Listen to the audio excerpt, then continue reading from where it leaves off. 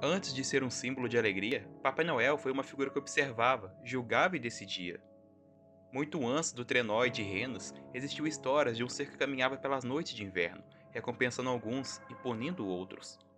Ele não nasceu no Polo Norte, não começou vestindo vermelho, e sua origem está ligada a santos, deuses antigos e espíritos do frio. Hoje você vai descobrir de onde realmente veio Papai Noel, uma história antiga, obscura e esquecida pelo tempo. Antes de descobrirmos a verdade, peço que considere se inscrever no canal e deixe seu like, sua ajuda é de extrema importância, e assim você não perde mais nenhum vídeo do Coruja. Fique até o final, porque o bom velhinho pode não ser tão inocente quanto parece.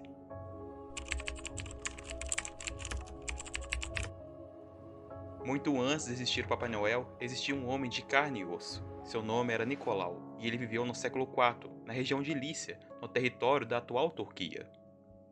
Uma época marcada pela pobreza extrema, perseguições religiosas e profundas desigualdades sociais. Nicolau era bispo da cidade de Mira, mas sua fama não vinha de discursos ou poder político. Ela vinha de algo muito mais simples e raro: a generosidade silenciosa. Segundo os relatos históricos e tradições populares, Nicolau usava sua herança pessoal para ajudar os mais necessitados, sempre em segredo. Ele acreditava que a caridade verdadeira não precisava de reconhecimento. A história mais conhecida conta que um pai pobre, incapaz de sustentar suas filhas, estava prestes a entregá-las a um destino trágico. Ao saber disso, Nicolau teria jogado sacos de ouro pela janela ou pela chaminé da casa, durante a noite, salvando a família sem jamais revelar sua identidade. Esse gesto simples mudou vidas e atravessou séculos.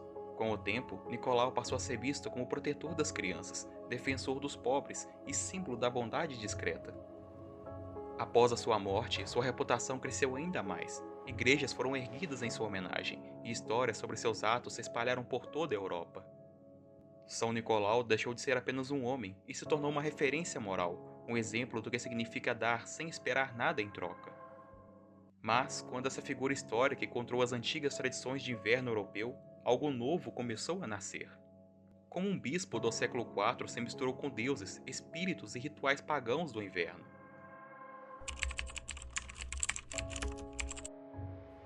Muito antes de São Nicolau ser celebrado, o inverno já era um período sagrado e temido.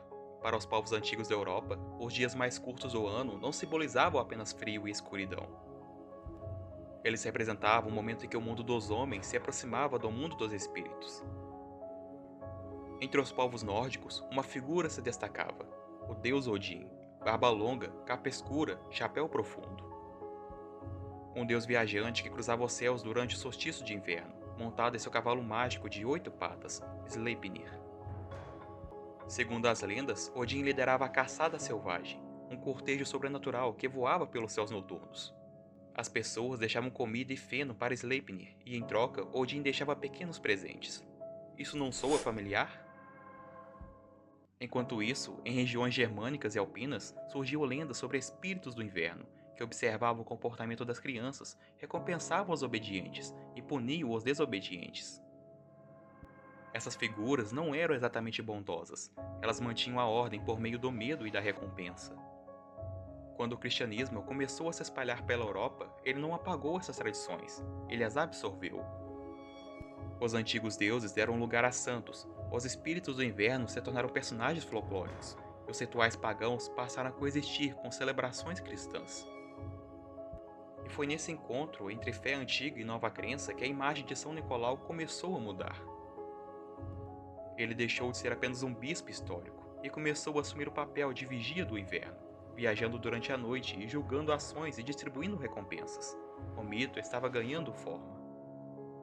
Mas foi em um país específico da Europa que essa fusão se consolidou e deu origem ao personagem que mudaria tudo.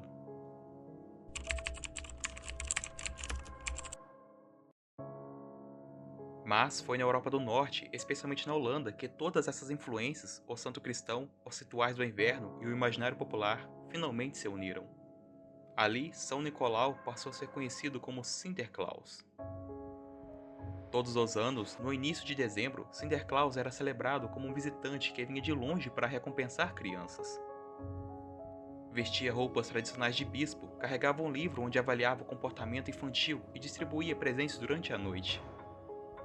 As crianças deixavam sapatos próximos a portas ou lareiras, um muitas vezes com comida para o cavalo de Sinterklaas, e acordavam com pequenos presentes no lugar.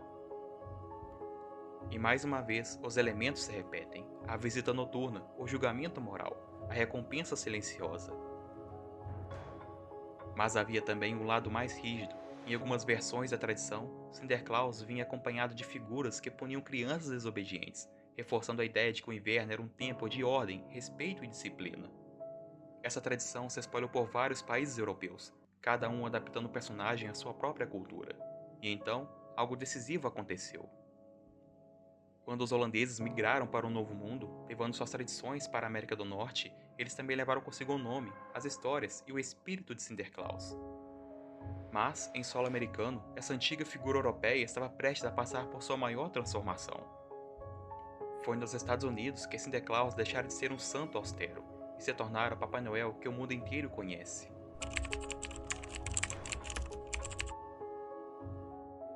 Foi nos Estados Unidos, entre os séculos 18 e 19, que a antiga figura de Sinterklaas passou por sua maior transformação. Quando os holandeses se estabeleceram em Nova York, então a chamada Nova Amsterdã, o nome Sinterklaas foi gradualmente adaptado para algo mais simples e sonoro: Santa Claus. Mas o personagem ainda não era o bom velhinho alegre que conhecemos. A mudança decisiva começou em 1823, com a publicação de um poema que moldaria o imaginário natalino para sempre.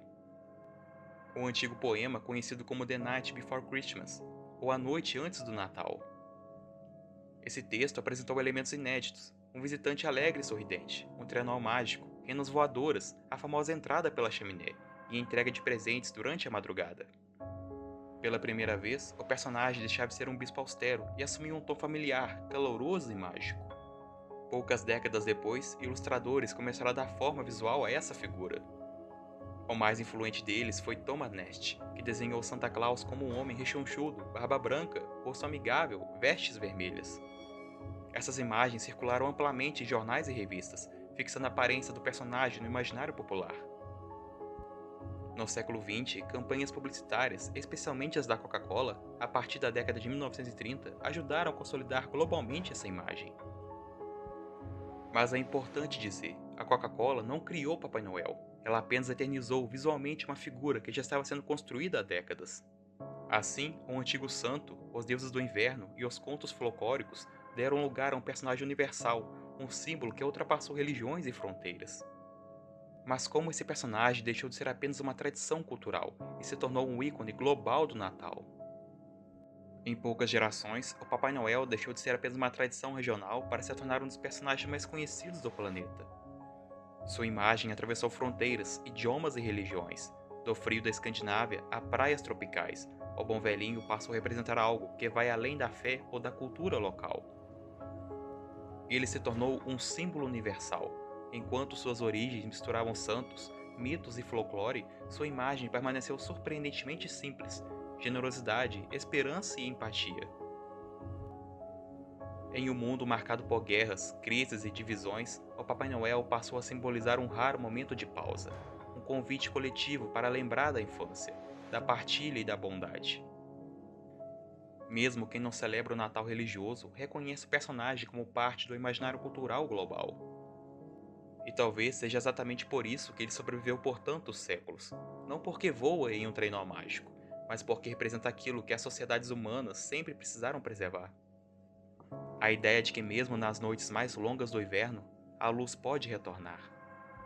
Mas afinal, o que resta quando retiramos o mito, o marketing e a fantasia?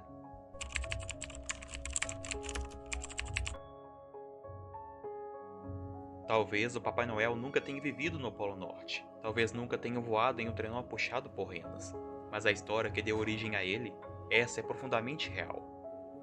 Ela começa com um homem que ajudava em silêncio, passa por deuses antigos que cruzam os céus no inverno, se mistura com lendas, folclore e tradições populares, e termina em um símbolo que atravessou séculos.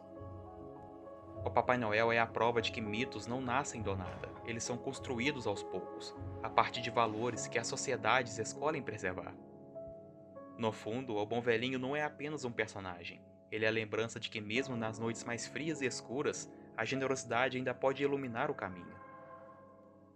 Se você gosta de descobrir as origens ocultas de lendas, símbolos e personagens que moldaram nossa cultura, então curta o vídeo, se inscreva no canal e ative o sininho para não perder os próximos vídeos.